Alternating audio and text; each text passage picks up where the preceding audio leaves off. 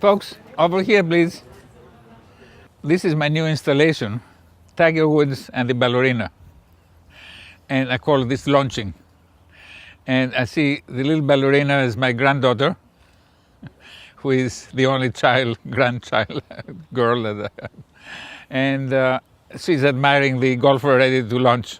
It's not about golf, it's about the formal theory, being launched. And so this is the present that I gave myself for my 80th birthday, Sculptural. But what is interesting is the way we're looking at art, not just as a pretty art, but as the context of a story. And it is telling you the story of our educational program. We want to create an awareness of the new paradigm, which is the new paradigm. I have to silence our machine down there. The point that I like to make here is starting with the head of the wizard on the hill, who is an Easter Island head.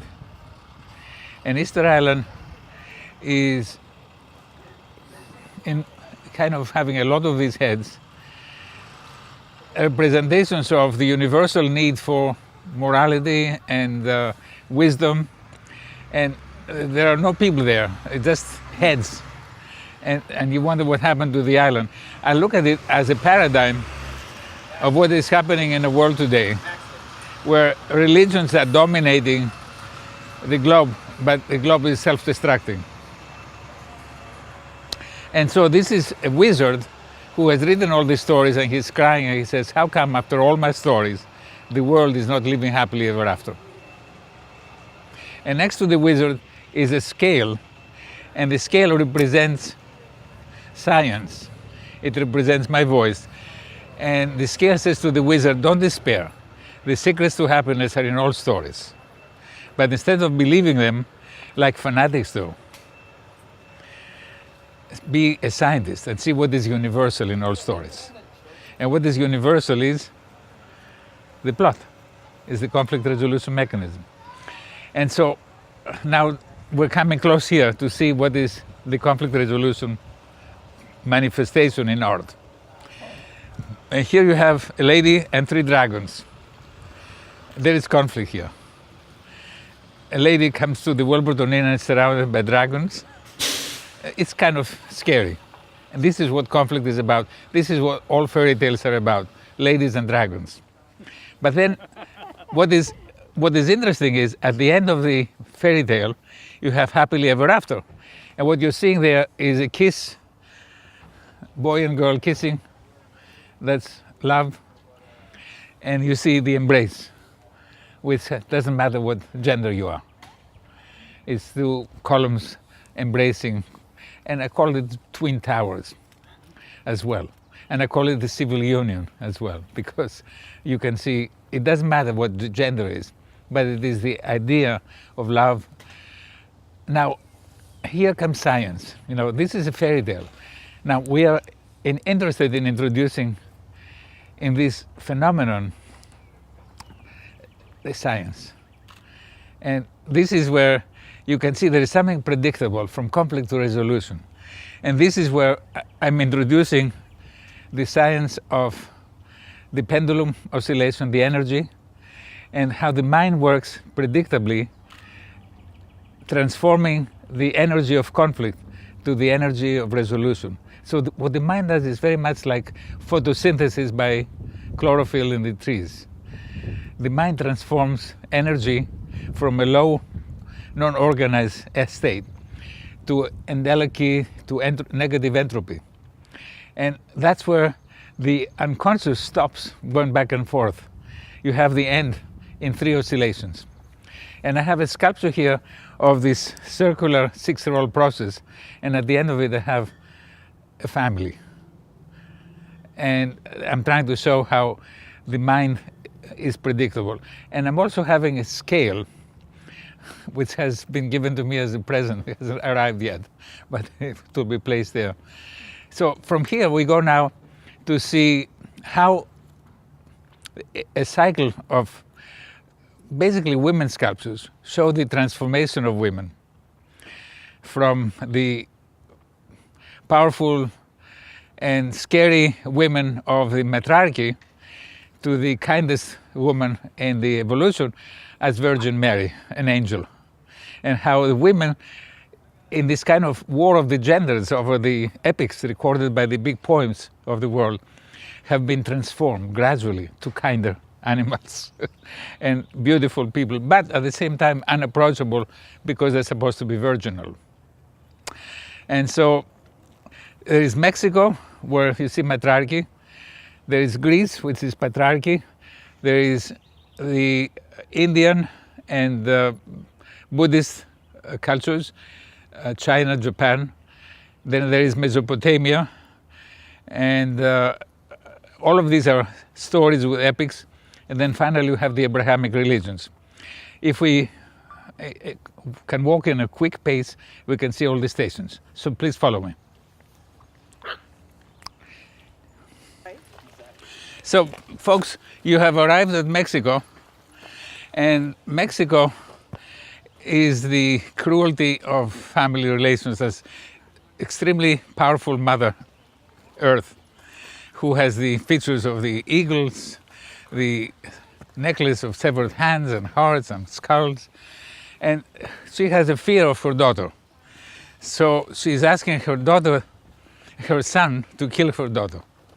And so here you have the son and the daughter as the sun and the moon, and you have the face of the mother, the cruel mother, manifested in sculptures of the Aztecs. And there is another addition to this, which is the Aztec calendar, which presents the 4 cycles of destruction of the universe, and the 5th is impending. And to avert that impending destruction, you have to keep on sacrificing, live sacrifices, taking people up on the pyramid, taking their hearts out, and giving them to Chakmul, who is receiving them on her behalf. So this is where we start. And Greece had a phase of matriarchy as well, but they managed to move from matriarchy in Greece to patriarchy. And let me show you the Greek women across. Did you find them somewhere? Did you do it yourself? You got the welding torch out and cut it? I created the story. Okay. And I had another artist helping me creating this kind of scoop. Okay. And so he started the scoop, and I gave it the story. So he didn't have any awareness of the Aztecs. Okay, got it. But so it's sort of your creation. You can say that. With the help of this, somebody else to implement it. there is the installation, the interpretation of the art. Okay. So now we're arriving to patriarchy in Greece. And if you can come a little closer, what you can see there is a sphinx. The sphinx is a funny presentation of a woman that manifests in Egypt, manifests in Russia, manifests in Greece. And what I look at it, I see the woman who is flight and fight. And the woman that impersonates that in history is Helen of Troy. Helen of Troy represents the matriarchal woman who has a lot of lovers. And the Greek lovers tell her, we don't get along too well, we cannot share. Make up your mind, choose one of us. And she chooses Menelaus of Sparta. And the rest of us are going to watch that you stay with that choice. And guess what? A guy comes around, he looks handsome, and she flies the coop. That's Paris of Troy. And then the Greek men say, you took your vows, come back. And he says, come and get me. She becomes a lion. So you see the drama of helping to domesticate women. So the Greek epics is the poetry of dealing with women and transforming Helen of Troy, who is the fight and flight woman, to a woman who stays home and puts up with aggravation from men and is being tested royally by men. And there is that blue sculpture there, you can hardly see it, but that is the sculpture of Penelope. You can see it closer, but we're far away from there. But at least you get the idea. And Penelope is watching from up there her husband this is the Mediterranean, and he's chair hopping, bed hopping, island hopping, and she has to be loyal. although, she has a party every night with the suitors who are impatient to love her. She says, "Let me finish this shroud," and so she knits in the daytime and she unravels at nighttime. I see her also as the woman caught between temptation and becoming obsessive compulsive, as the Greek solution of postponing the surrendering. But anyway, the happy ending is that Ulysses manages to encounter the matriarchal women across his travels. In the beginning, he ties himself on the mast of the boat, so he does not surrender to the sirens who are going to destroy him.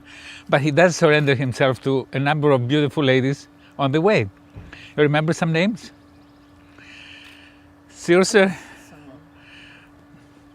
Nausicaa is a good princess. So we have a number of interesting women, Calypso, who transform his partners into animals, but they love him and they want to keep him forever, but he manages to figure out how to escape them.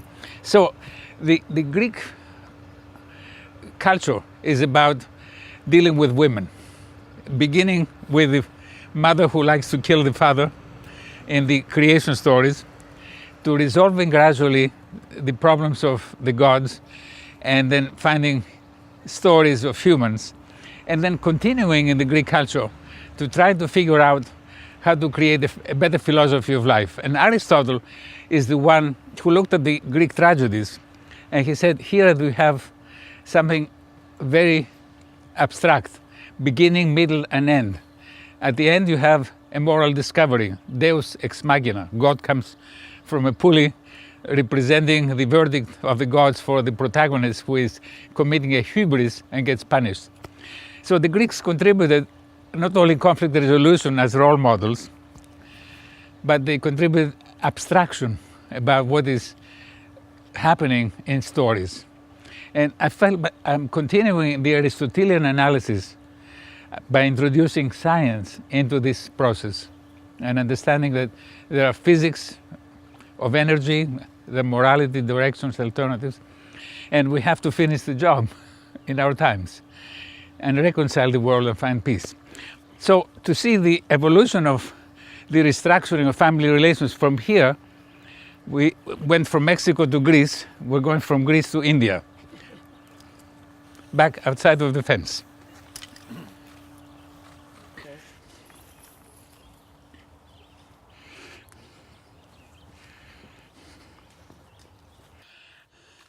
So what I would like to share with you here is how India has changed the paradigm of power structure and family relations. And what you're seeing there is three big wheels, which is the moon waxing and waning, which is the powerful Kali who has three sets of arms. And here I have presented her as the powerful entity of India, with the sacred cows representing her as well in Main Street. And here is the consort of Kali as Shiva, who is stepping on a child. And that would look cruel, stepping on a child. And the story that goes along with it has something to do with the family dynamics. Kali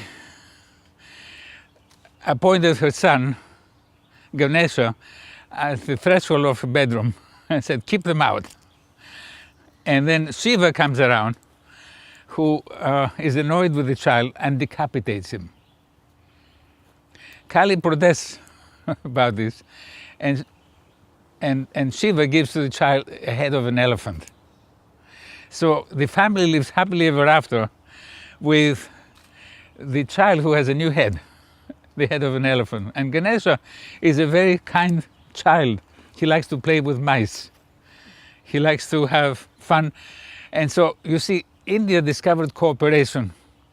So we have Greece discovering power, reciprocity, from powerlessness to power. India is discovering from antagonism in Greece to cooperation in India. And we'll see the third discovery, which is mutual respect, which is the contribution of the Abrahamic family monotheism. So we move from matriarchy to patriarchy to asceticism. Now, Buddha is a story of an ascetic person who gave up being a prince. And he gave up his horse and his long hair and his family life to become an ascetic wanderer. But someplace on the way, before wasting his life away with his self-discipline, he becomes enlightened. And he's transforming asceticism of Hinduism into Buddhism, which values life as pain, desire as creating pain, but restraint of desire, and following the enlightenment, eightfold path to enlightenment, as the meaning of life. And so Buddhism has a very good philosophy of power management and decreasing the amount of experiencing conflict. And the idea is to reduce conflict and being able to stop being reborn and go to nirvana, where if you have no conflicts, that's where life stops. You're not reborn. And there is relief. Of course, the Greeks would like to be immortal, but in India you like to die because life is suffering. And I put this sculpture here to show the significance of the child, not only with Ganesha, but this is the inner child, the selfish child who is me, me, me. That is the little kid underneath. But this is the inner child. It's not just somebody outside. And so I'm interpreting the Hindu philosophy as the experience of yoga, where you breathe deep in many different ways, with many different ohms, freeing yourself from desires of being a little kid with selfish, egocentric, and becoming, kind of like this dancer in good balance. And all the symbolism of balance are there. I'm also using the pedestal that is underneath, the gears with cogs, to show that the human becomes a cog in the big wheel, rather than being the big wheel that he is in Greece. The Indian philosophy is let us be into a system of enlightenment where we're willing to surrender our personal individualism. So here you have a station of Buddha, and you can see how different this man is in terms of relating to power and how self-contained he is. This is the idea of self-containment and of power management, of finding inner peace of mind. And this is where this kind of concept is affecting our culture today in America, as recognizing the value of meditation as the healing alternative. Here we have an interesting station of abstract art. This is a very different kind of art. This is science. And we have two exhibits, two stations, two installations to talk about what is the alternative to the stories and see where the story can be transformed into science.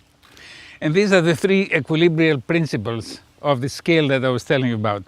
The idea of seeing the balance being restored either by removing the weight, which is moving the weight as clockwise or counterclockwise, this single big stone representing the concept of opposites, clockwise or counterclockwise. This is a pendulum which moves back and forth, and for me it symbolizes passivity or activity, surrendering power or looking for power. And this is the third principle of conflict resolution, which is alienation versus mutual respect. So if you have the stone at the lower level or at the higher level, you either have alienation, but if you put it in the middle, you have mutual respect. And so this is a good symbolism of how an artist creates science, without knowing it for it. Again, this is my interpretation. It's not the artist who created these alternatives, but I see them and I say, oh, please, let me have them, because they have a symbolic significance about what means balance. Now, here you see the 3 principles of science that are artistically displayable. And what you see in the back there, you see another abstract sculpture.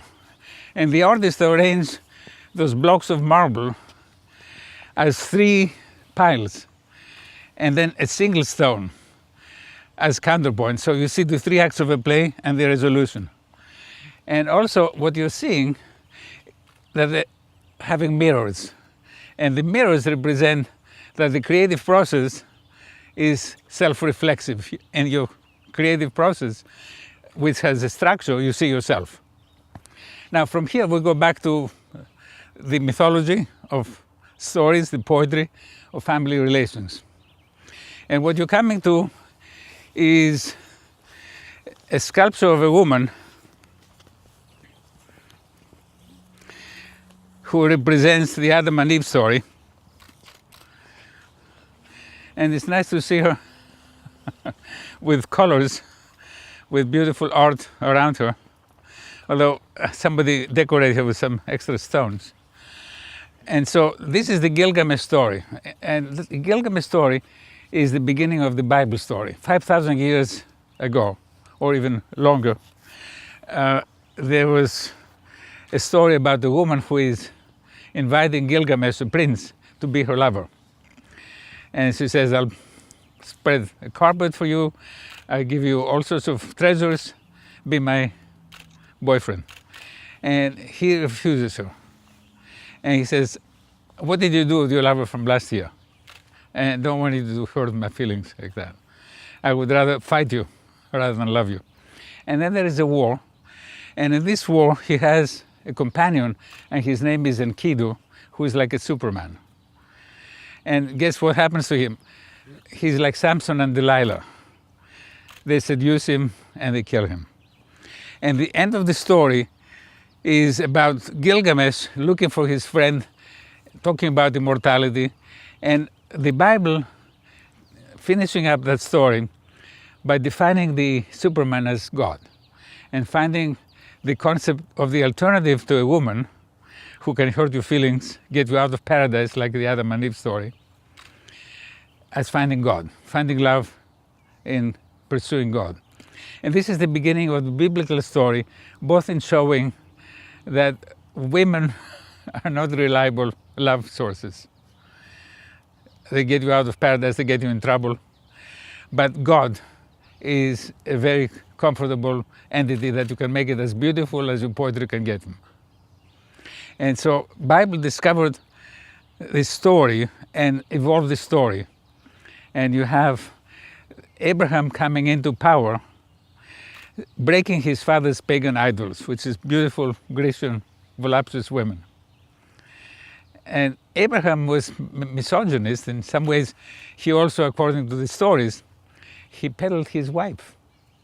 He said, say, pretend you're my sister and get me some friends. Are you familiar with that? It's terrible, but you know, that's how the Bible has recorded the evolution of Abraham in his relationship with women. And then, to compound things, she has 2 women with 2 children who are fighting who is going to prevail. And we'll talk about how Abraham managed to deal with women, resolving the problem and creating a better God, a better definition of the family.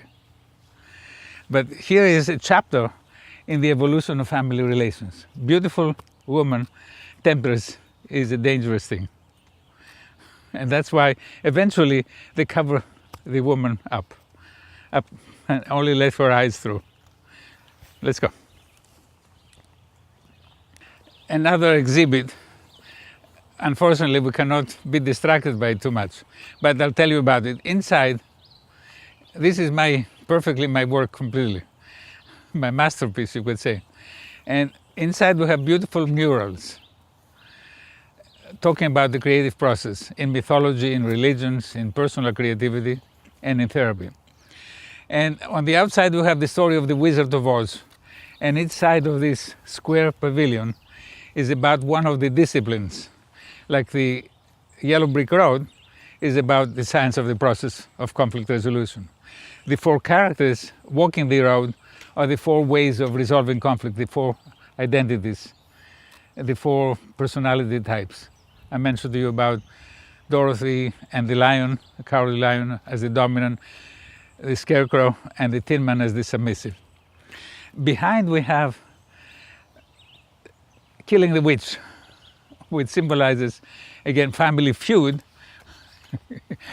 Oz expects, or the wizard expects the children to kill one parent. But in the process of killing the mother, you kill up your dependency needs and you find yourself using creativity for self-discovery. And in that sense, this celebrates creativity for self-discovery as therapy. And then the 4th side is about Oz, which is about religion. And I have 3 panels there, and one of them is about Yigdal, the principles of faith. It's about the 10 commandments as principles of conflict resolution, and prayer, Tikkun Olam. I'm sorry, Adon Olam, which is a prayer about God is great and God is, the thing that we should all admire. But instead of saying God is God, we're saying the creative process.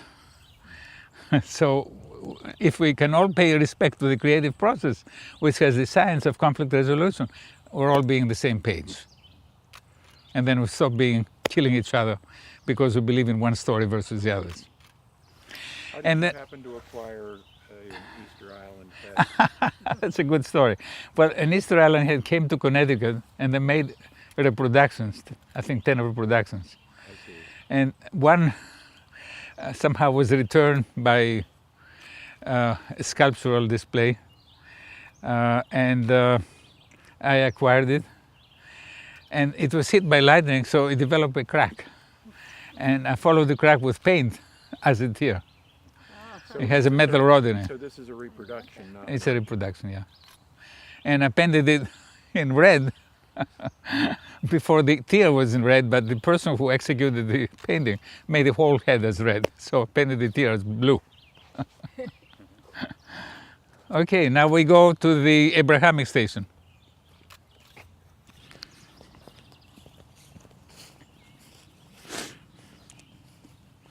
The artist is Bill Harvey, who also did the kiss and the embrace in the front. And he used Vermont marble. He stayed with us, became friends, and he bequeathed it to the Wilburton Inn. And it was on display in a major exhibit, a sculptural exhibit. And I treasure it because I see in it the manifestation of the unconscious as a logical process of 3 entities here, and fighting with each other but evolving and coming to the resolution, which is single stone. And so I see conflict and resolution all bound together beautifully, artistically, symbolically. So we have the 2 things about the unconscious. We have the principles of balance, which are the basis of creating an inventory to see your personality type according to questions. And we have these symbolizing the creative process by using metaphors and putting them together to see your story. And these are the emotions that produce the insights and the direction for changes that you read about, people who took the testing online. All right, so now we continue back to the stories, mythology, religions, and seeing the evolution of the family system. And I call this Broken Joy, because that was a night sculpture, fell down, and unfortunately we lost it, but we didn't lose it completely because it became a sculpture showing the transition of the role of a woman. Broken Joy is giving us the new joy, which is the wheel as a symbolism of Genesis, the symbolism of God creating the universe in 6 days and day of celebration. So you see the paradigm shift from the beautiful girl to the beautiful story as a periodic phenomenon. So here I'm saying religions discovered science, because saying 6 days of creation now really is identifying the 6 emotions of the conflict resolution mechanism, which is universal. And let's celebrate the 7th day as sitting back and praying and enjoying being a family, not being distracted by work. And the Jewish tradition does justice to that concept. Now, I go taking some liberties here, saying to people from New York, come and spend a weekend in Vermont and be spiritual and relaxed with your family and your pets. The significance of this woman in the context of the other women that I have shown you, starting with the Aztec mother who is cruel and wants her daughter being dismembered, going through the Sphinx of the Greeks, going through the Kali, the sacred cow, going to Japan, seeing the woman as a geisha, evolving to the beautiful, voluptuous Ishtar of the Gilgamesh epic, being broken down by Abraham in the sculpture that you see, Abraham, the broken joy, and then seeing her both as the angry camel and also the kindness of this mother who is giving up her child and who is giving up her sexuality. And you see my pain in seeing this as the definitive way of resolving conflict in family relations. Now, back there, we'll see the Abrahamic family and the full catastrophe. Yeah, this is the introduction to the science. Gotcha. And then you find out creativity helping you to find yourself. Mm-hmm. And then you find out about how to see the continuum of evolution in stories. So you understand stories as complementary and a continuum that is integrating this diversity in a predictable way moving forward. All right, this is a sculpture that in '84 was at the Lincoln Center. This is a typical sculpture where I'm creating a story. This is the altar for the sacrifice of Isaac, but next to it. And so what you're seeing here, well, is, 3 guys on top of thrones that are 18 feet tall. And what you're seeing in front of them is 4 little ladies. And some of them are holding wine bottles and glasses for the men. And then you see also 2 big birds, Horus birds, which is a curiosity. But the constellation is what I did with the story, understanding it as representing the Abrahamic family and the inequity between men and women. So you have 3 huge guys, the patriarchs, Abraham, Isaac, and Jacob, and you have the afterthought, which is the 4 little women, which now we have incorporated in some prayers. And you have then the big birds, which I call the chicks or the concubines, with beaks to peck on the wives, to show how aggravating it is to see that becoming a holy paradigm, respected universally as the role model for happiness. And this is the trouble that we have today with stories, that people believe that this is the way things should be. Because it was a story that we sanctified as the Word of God. And people are unable to think beyond the story, sacrificing themselves to kill others or doing crazy things that destroy the economy, destroy the world, be that one country or another. And this is the problem of having Jerusalem as dedicated to one religion. And so this is where I'm trying to appeal to people who are thinking of this being a celebration of an accomplishment, of having improved the family, because women step down and allow the guys, father, son, grandson, to be happy with each other, praying to God. God has unified the family, and women say to the child, respect your father. If your father wants to sacrifice, you carry the wood. And here we come to another sculpture which I have created. Unfortunately, this is the third generation of this sculpture. I had beautiful wood originally. But the idea is, this is the altar for the sacrifice of Isaac and the test of love. And I have an explanation on this story. And the explanation is that Abraham was really testing his wives and his children. And he created a story to see who was the better choice for his successor. And he told his women and his children, God is asking me to sacrifice a child. Which one of you is willing to let me sacrifice your child? And my position, my interpretation is, Hagar said, don't touch my kid, I'd rather be in the desert. And Sarah turns out to say to the kid, listen to your father, and if he wants to sacrifice you, carry the wood. And guess what? Abraham didn't want to sacrifice him. Abraham loved his son, but he wanted to find out, what kind of an attitude does he have? Is he antagonistic or is he cooperative? Is he respectful? Does he have use of the divine as the ultimate commanding authority?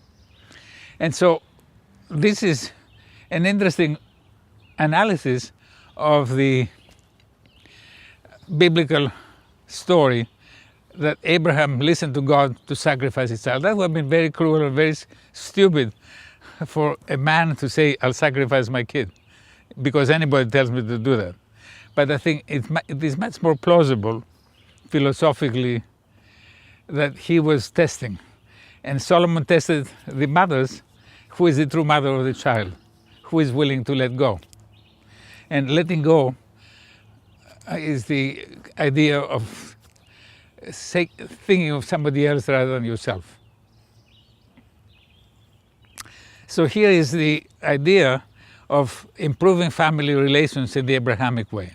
And this is the family model that was accepted universally as better than the Greek model. And so the Roman culture, which was into violence, antagonism, recently I went to Rome to see the antiquities of the Colosseum, the cruelty of the Colosseum, and next to it see the Vatican. And see the Vatican exalting Jesus, the man who suffers, rather than the violent person who kills and gets to be the hero. And so it's interesting to see cultures evolving, paradigms evolving. But a lot of the paradigms, like Greece, who had the Olympian gods, and Romans, kind of a similar way, had their divinities, they abandoned them for the better family. And it was women who introduced Christianity in Rome. And it is women who eventually shifted the capital from Rome to Constantinople, a place to start a new culture away from pagan religions. And so I'm saying religions are political solutions. And at this point, we need science as the political solution. And what kind of monuments will the world build for me? Spiral staircases. Let's go down below.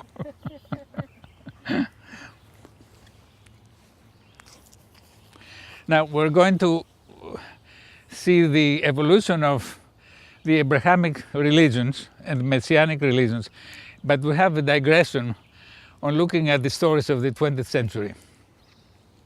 You have to worry about stories.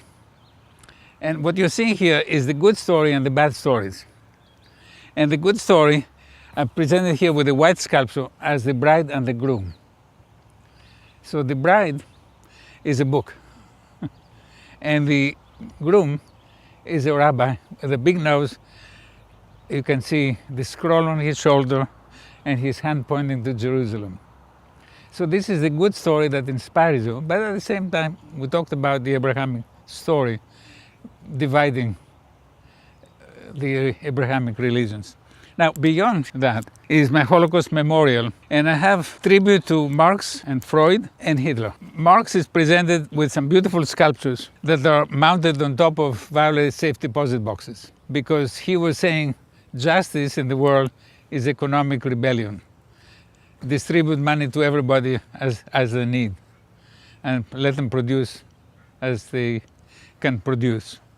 And that was the problem that divided the world in the 20th century between capitalism and communism, and people forgot about religions. But what happened at the end, that paradigm failed. And we still have the survival of this failure of this paradigm with North Korea menacing the world. And Castro with Cuba, and maybe China to some extent. So, is that a good story? It is a story of conflict. It meant well, but he divided the world. And then the next one is my tribute to Freud. So what you're seeing there is the chapel of Venus and of Pinus, and there is an upturned toilet as well in the back. And so what I'm sarcastically presenting here is that Freud's solution is ridiculous as well, because he identified humans as Oedipus and saying, okay, if you see the Second World War, it's manifestation of my theory of violence and nastiness on the world, rather than being able to say, this is unacceptable selfish behavior on a criminal who is trying to eliminate his opponents. And all of these theories evolved out of Darwin's theory of evolution, which talks about the survival of the fittest. And our friend Hitler, who is up on top of a pyramid of violated safe deposit boxes, he's behind bars. I put him there and resolving my issues with him. And I found a very interesting sculpture of his head, and I put it behind bars, on top of Uber Alles, in cruelty, surpassing everybody, surpassing the Jewish cruelties by far, and putting him behind these furnaces and the chimneys, representing the violation of humanity. And one of these furnaces has a swastika on it, and I found it in my basement, and it was produced 100 years ago as the first furnace of the, and the swastika was just decorative, not particularly into the Nazi things. But the whole issue is what? What I'm trying to say is that stories are dangerous, and that we need a new paradigm. And what is the new paradigm? Is it going to be another story? No. What we're saying here is that we can understand conflict resolution as the key paradigm, as how the mind works predictably in all stories, and all stories have a happy ending. And so you see the spiral staircase there behind the bushes. And so I call it the Jacob's ladder, because Jacob wrestled with God right before having to deal with his brother, Esau. And wrestling with God means being able to negotiate with the normative system, being able to change some things. Although he was second in command in terms of birthright, he still had the right to prevail. And so on top of that spiral staircase, which is the tribute to the process, I have Gorbachev and I have myself. And it's not for me to extol myself, but it's to remind people that we have a new paradigm and we have to fight for it, and we have to educate people with it. And that there is a solution to the impasse of morality that we have now. Because all religions now are claiming to be the truth, and they're only partial truths. And so you walk through the pagan religions, now you're seeing the Abrahamic religions and the scriptures.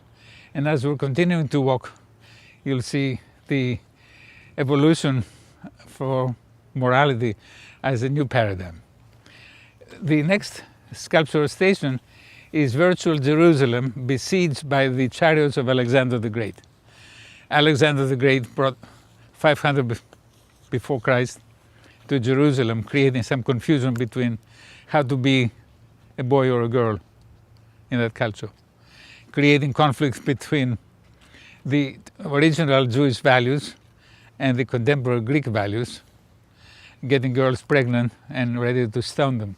And Jesus came into the picture to say, who has the right to throw the stone, and changing the family structure, protecting women from violence.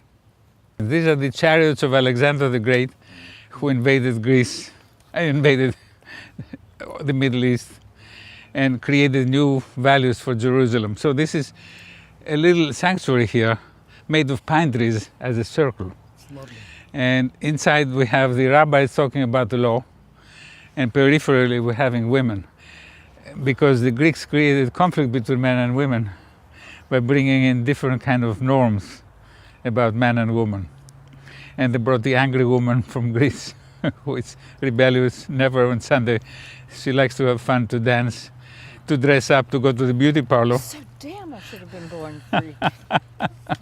And then Jesus came to rescue women from cruel rabbis who were saying, the law says you stone a woman for straying. And the Islamic fundamentalists still do that. If you get disgraced because a girl has had some kind of relationship, she better be dead. And this is where, being orthodox in the Abrahamic tradition creates conflict in family relations and imposes some values to women that are not fair. But this is the reason that the Messianic religions came about, because of the influence of one culture, the Greek culture, which has a different norm for a woman and a man.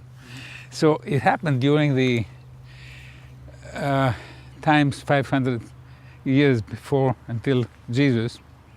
You have the Maccabeans who are choosing kings and give them Greek names, like Aristobulus means the person who has good attitude, and Alexander.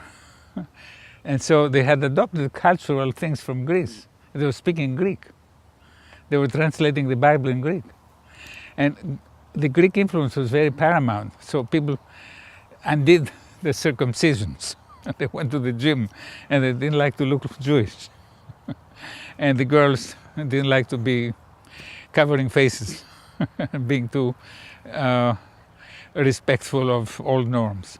So here you have a cultural impact, like America is doing now to the Middle East, changing the norms there.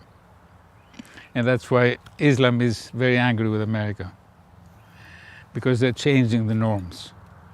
And that's where you have the ISIS as the fanatic way of believing the norms of the law, the old law, coming back activated and becoming supercharged about it.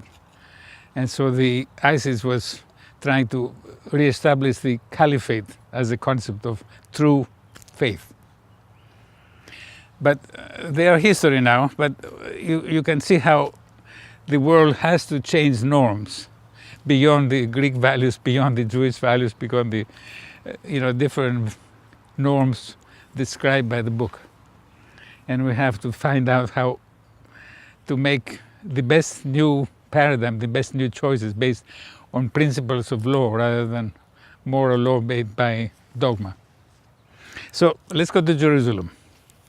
I put the logs here as ways of representing ramparts. And I put in the center the men sitting around a sculpture of Moses. You can see the Ten Commandments. And Moses is inspired by the symmetry of the moon, ecstatic about the notion of God and the laws. And then, while they're making the laws, the dress code for Jerusalem, we have women peripheral. There's one back there and one here. And that woman over there says, girls are as good as boys, which is a protesting, the first march in Jerusalem about politics. And this woman says, God is not with the father and the son. He is with the mother and the child. Which again shifts the political system of what is right and wrong in family relations.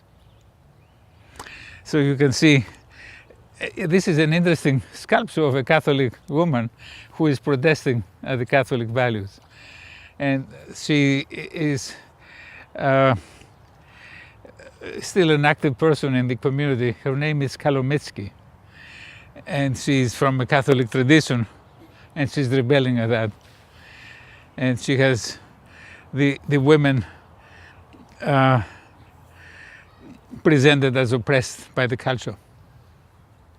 Now from here, we're going to the final phase of the sculptural trail, and it is about the scriptures of the one God, the three different ways telling you how to behave, how to be. And one is the book of the Bible, presented by two women, actually not two women, but two birds that are standing up tall, singing, making noise, enjoying a positive attitude. Then there is the Quran, where the birds are within a cage, they cannot fly freely. And then there is the Christian book, which presents women as underneath a crown of thorns, with two birds underneath cooking to become chicken soup of the soul, and a rooster to be cooked as a coq au vin for the clergyman. So remember, this is all about the paradigm shift from stories that people believe and are divided by to what is universal in all stories. And so I'm presenting here the problems of the world today divided by three books. This is the Bible, this is the Quran, and there is the New Testament. And there is the alternative. This is the Pegasus in the center of a labyrinth. The labyrinth has been undone, but we're going to reconstruct it. But the labyrinth, for me, is the plot of stories. And in the middle of the plot of stories, you have Pegasus as an example of how to learn how to be a bird flying, being able to be creative. And so how to be a bird is very defining, confining with these stories where the bird is beautiful but has to be in a cage, that he's, singing about things but getting killed, persecuted. Or there where you have the values of the New Testament with all the dogma-based stories about a woman having a child with God, and everything else about a human originating and destined to a magical life. And so, talking about the conclusion of this sculptural trail in the history of love, I'm bringing you here to see that love is defined differently by different books, by different stories. But we have the possibility of defining love scientifically as a conflict resolution mechanism by looking at what is in this magical thing of a labyrinth, which has a spiritual nature. And you walk the labyrinth and it's walking your story. And I have different little animals back there, which are metaphors of choices people make in their stories to find out who they are. And I have a couple of little pigs with wings. And I say, if only we little pigs can learn how to fly, then the world will be happy. So there is a hooper there for getting married to creativity. Thank you all, and please, feel free to share your thoughts about this. Yes. Since you are the creator of all of these exhibits, is that correct? Yes. Who besides you, Yes. if anybody, knows how to explain this besides This yourself. is what I thought How do you you share this with the world? Yes, You're there's a sharing new this Bible. with a small group. It's a new Bible. This is the books that I have in my basement. And I hope I'll be discovered by universities, and people will be inspired by the creation. But that's a very good question. Who is going to read those books? I created a publishing venture back in '87 when self-publishing was the new possibility. I had been accepted to publish with a company, but then that company, Van Nostrand, went out of business. And so I was thrust in the choice. Either it takes me another 6 months to discover a publisher or publish it myself. So I did the foolish mistake of saying, I'll publish myself, but I didn't know how to go beyond publishing. So I have 3,000 books in my basement, and I'm worried about it because nobody has any awareness of what the new paradigm is all about, unless you come to the Wilburton Inn as a guest. We are so, it's so wonderful that you shared everything with us. Thank you. But we're a limited group. But your children are journalists. Speak for yourself.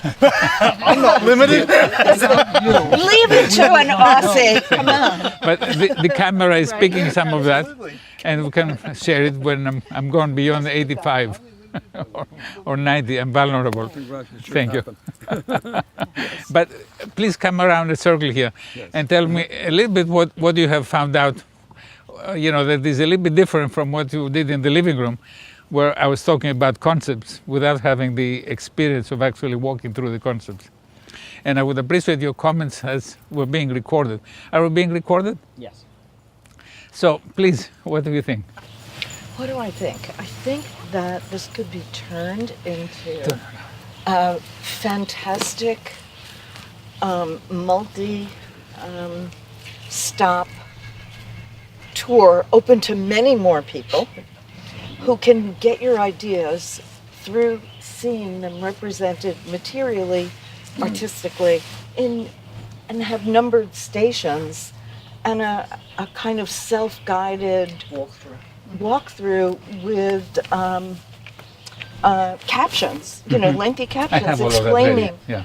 Yeah. that. But I think that is probably the best way Yes. of getting across the whole universe of ideas that you Yes. have, because here it is with these items represented and positioned to represent a whole evolution of ideas in a very aesthetic way.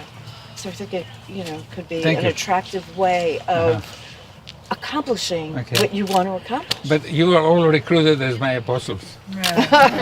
Oh no, I'm no one's. An audio tour taken through.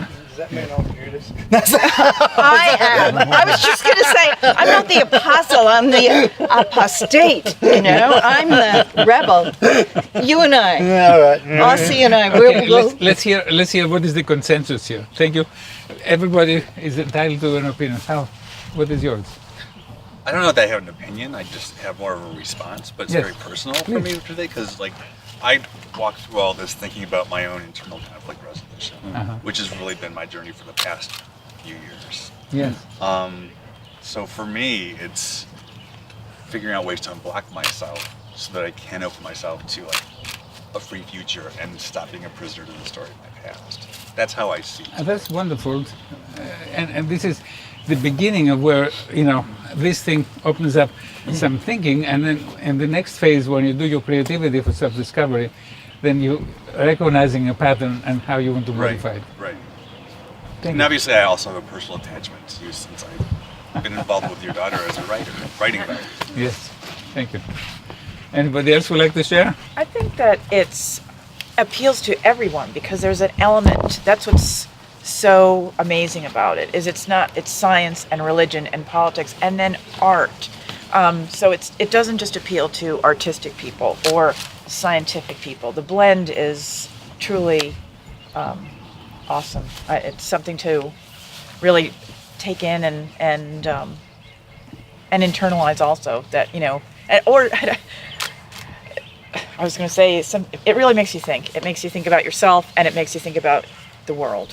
It really does. And makes you a better wife? Hope so. Any power issues? Sometimes.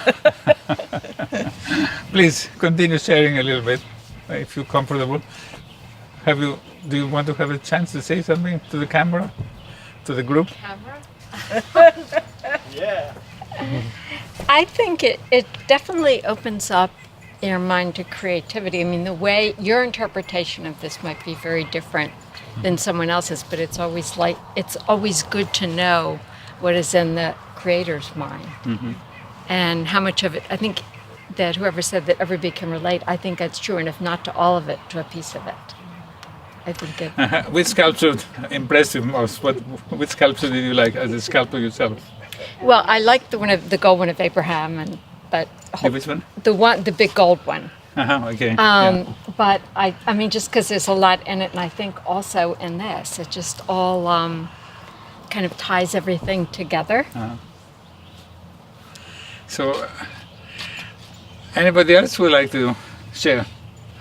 Well, what I wanted to say, it's very interesting for me as an artist myself. First, I just was in awe of the space and the sculptures. But now, after I heard the meaning and what you're trying to say, it got a different life, a different philosophy. And I see life, I see the conflict resolution, and I see the way women and God, the evolvement of men, women, in a completely different way, and I understand my life better. And I'm happy to say that I feel that we are blessed, because in September we are going to celebrate our 50-year anniversary. Wow. And even though there are always conflicts between men and women, so I feel that we manage through conflict resolution to be beyond that and to see us as a whole and not as two different people. And I feel that we are blessed. Thank you. Well, thank you for opening the eyes, you. opening my eyes to see it this way. There we go. Now we're All right, now say conflict resolution. There we go.